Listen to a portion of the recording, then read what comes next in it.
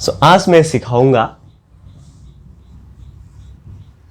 Molality denoted by small M.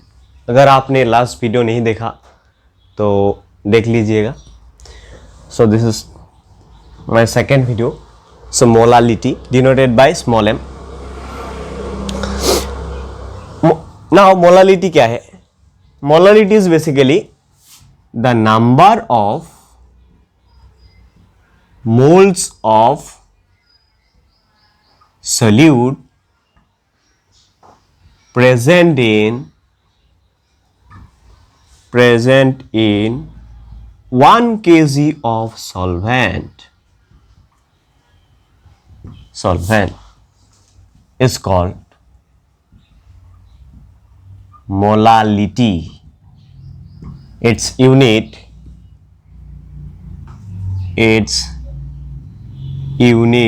is mole per kg. Now, what is the basic difference between molality and molarity? Molality और molarity के बीच का difference क्या है? Molarity होता है the number of moles of solute present in 1 litre of solution, यानी उस solution के बारे में बात करता है। लेकिन ये मोलालिटी किसके बारे में बात करता है? सॉल्वेंट के बारे में बात करता है। दूसरा डिफरेंस क्या है? दूसरा डिफरेंस यही है कि उसमें था 1 लीटर ऑफ सॉल्यूशन, लेकिन यहाँ पर क्या है? 1 kg ऑफ सॉल्वेंट। ये है दूसरा डिफरेंस। और तीसरा एक डिफरेंस क्या है? उसका यूनिट था मोल पर लीटर, लेकिन इसका यूनिट है मोल पर kg। ये है तीसरा डिफरेंस। और एक डिफरेंस है जिसमें मोलारिटी डिपेंड करता है वॉल्यूम के साथ, और टेम्परेचर जब चेंज होता है तो किसी सॉल्यूशन का वॉल्यूम चेंज होता है, यानी मोलारिटी इज टेम्परेचर डिपेंडेंट। मतलब with the change of temperature molarity changes. But molality क्या है? मोलेलिटी किस पर डिपेंड करता है? मास पर। मास कभी टेम्परेचर के साथ चेंज नहीं होता। जैसे मान लो एक स्टोन, तुम स्टोन को हीट कर रही हो तो क्या उसका मास का कोई चेंज होगा? नहीं होगा। लेकिन पानी, मान लो पानी तुम्हारे पास 1 लीटर पानी है, ठीक है, तो तुम उस पानी को बॉयल कर रहे हो। तो जब बॉयल कर रहे हो, बॉयल क्यों कर रहे हो? मतलब टेम्परेचर इंक्रीज कर रहे हो। टेम्परेचर इंक्रीज करने का मतलब बॉयल करना। तो जब बॉयल कर रही हो तब उस सॉल्यूशन का क्या हो रहा है? वॉल्यूम क्या हो रहा है? वॉल्यूम डिक्रीज हो रहा है। सो वॉल्यूम डिक्रीज होना, जब वॉल्यूम डिक्रीज होगा मोलारिटी चेंज होगा। लेकिन मोलेलिटी किस पर डिपेंड करता है? मास पर डिपेंड करता है। तो मास टेम्परेचर इंक्रीज को घटाओ या बढ़ाओ, उससे कोई फर्क नहीं पड़ता मास का। सो इसी वजह से मोलेलिटी का कोई चेंज नहीं होता टेम्परेचर के साथ। तो ये सवाल कभी पूछा जाता है, with the change of temperature molarity changes but molality does not change, because the molality is temperature, molality depends on mass and molarity depends on volume. Mass is temperature dependent, temperature independent, but volume is temperature dependent, and hence as a result molality does not change with the change of temperature, but molarity changes with the change of temperature. ठीक है. So अब इसके बारे में बात करते. Molality, it is denoted by small m. इसको small m से डिनोट किया जाता है. So मोलेलिटी क्या है? Number of moles of solute in 1 kg of solvent. अब देखो, जैसे number of moles of solute, इस जगह पर भी इस number of moles of solute को n से डिनोट किया जाता है. n इक्वल टू क्या लिख सकते हैं? W2/m2. और ये W2 क्या है? Given mass of solute. M2 क्या है? Molar mass of solute. जैसे मैंने बोला था, जिसका परसेंटेज ज़्यादा होता है वो रोल नंबर 1 होता है, जिसका परसेंटेज कम उसका रोल नंबर 2 होता है. जैसे कोई भी सोल्यूशन में सोल्यूट का अमाउंट कम होता है, सॉल्वेंट का अमाउंट ज़्यादा. सॉल्वेंट का अमाउंट ज़्यादा यानी परसेंटेज ज़्यादा यानी रोल नंबर 1, और सोल्यूट का परसेंटेज कम यानी रोल नंबर 2. ओके, सो ये जस्ट मैंने एक ट्रिक बनाया याद रखने के लिए. सो इस जगह पर क्या लिख सकते हैं? W2/m2. And 1 kg of solvent के जगह पर हम क्या लिख सकते हैं? हमें पता है कि 1000 ग्राम इक्वल टू 1 kg. इसका मतलब 1 ग्राम इक्वल टू 1/1000 kg.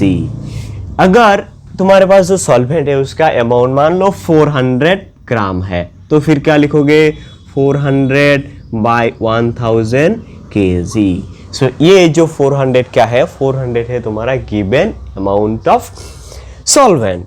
सो इस जगह पर हम क्या लिख सकते हैं, given amount of solvent. Again given amount of solvent को हम क्या किससे डिनोट कर सकते हैं, गिवन अमाउंट ऑफ सॉल्वेंट को हम W1 से डिनोट कर सकते हैं। क्यों, मैंने बोला था जो जिसका अमाउंट ज़्यादा होता है और 1 जिसका अमाउंट कम वो 2, जैसे जिसका परसेंटेज ज़्यादा वो रोल नंबर 1, जिसका परसेंटेज कम वो होता है रोल नंबर 2, उसी तरह। सो W1 क्या है, गिवन अमाउंट ऑफ सॉल्वेंट को, इसीलिए मैंने डिनोट किया W1 से। W1 इक्वल टू क्या लिख सकते हैं, W1 by 1000, it will convert into kg। इसका मतलब 1 kg ऑफ सॉल्वेंट की जगह पर हम W1 बाई 1000 लिख सकते हैं। तो फिर number of moles of solute क्या है, W2 बाई M2, और इसके नीचे क्या लिख सकते हैं, W1 बाई 1000। इसको सिंप्लीफाई करने के बाद क्या मिलेगा, W2 into 1000 by M2 into W1।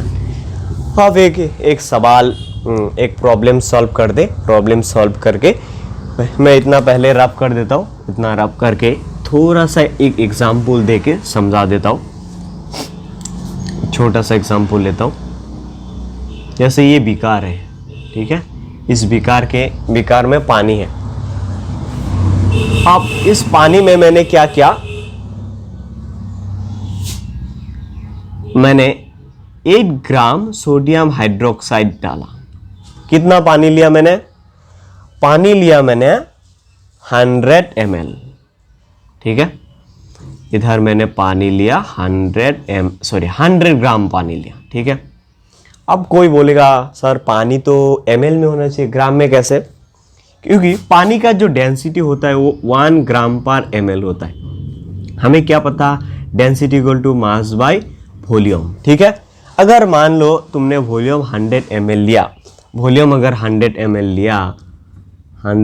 लिया तो मास कितना निकलेगा, देखो डेंसिटी क्या है 1 ग्राम पर ml, मास क्या होगा, मास नहीं पता, हमें निकालना है 100 ml, फिर क्रॉस मल्टीप्लिकेशन करने के बाद m इक्वल टू क्या रह जाएगा 100 ग्राम। इसी वजह से वाटर का जो मास है वो तुम 100 ग्राम ले सकते हो। 100 gram is equivalent to 100 ml only for water. क्यों, क्योंकि वाटर का डेंसिटी 1 ग्राम पर ml होता है। सो वाटर का अमाउंट क्या है हमारा 100 ग्राम, ये क्या है हमारा, ये होता है हमारा गिवन अमाउंट ऑफ सॉल्वेंट, इसीलिए इसको किससे डिनोट किया जाता है, W1 से। अब देखो ये हमारा W1 है, 8 ग्राम क्या है हमारा W2 है, सोडियम हाइड्रोक्साइड, इसका मोलार मास कितना होगा 40। तो फिर अगर इसको बिठाओगे तो इसका सवाल क्या होगा, 8 gram of sodium hydroxide is dissolve in 100 gram of water to prepare a solution, find the molality of the solution. तो इसका सवाल में मैं लिख देता हूँ, 8 gram of sodium hydroxide is dissolved in 100 gram of water to prepare a solution, full stop. Calculate its molality. अब molality calculate करना है, कैसे करोगे, स्मॉल m इक्वल टू क्या W2 हो, W2 कितना है हमारे पास 8 ग्राम, बैठा दो 8 ग्राम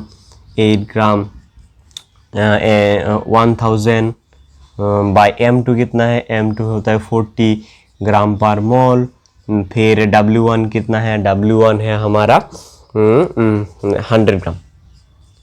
तो फिर ये ग्राम ग्राम कैंसिल हो जाएगा, पार मोल ऊपर जाएगा और ये ग्राम पर केजी हो जाएगा। यस, ये पार केजी हो जाएगा, सॉरी केजी, तो ये केजी में कन्वर्ट कर दिया तो ऊपर जाएगा तो पार केजी में बदल जाएगा। सो इससे काटोगे जो 10 टाइम्स, ये 0 काट दिया, फिर इसको काट दिया 2 टाइम्स, यानी 2 मोल per kg is the molality of the solution. So this is all about our molality. Okay, thank you. Please do like, share and subscribe my YouTube channel. Thank you.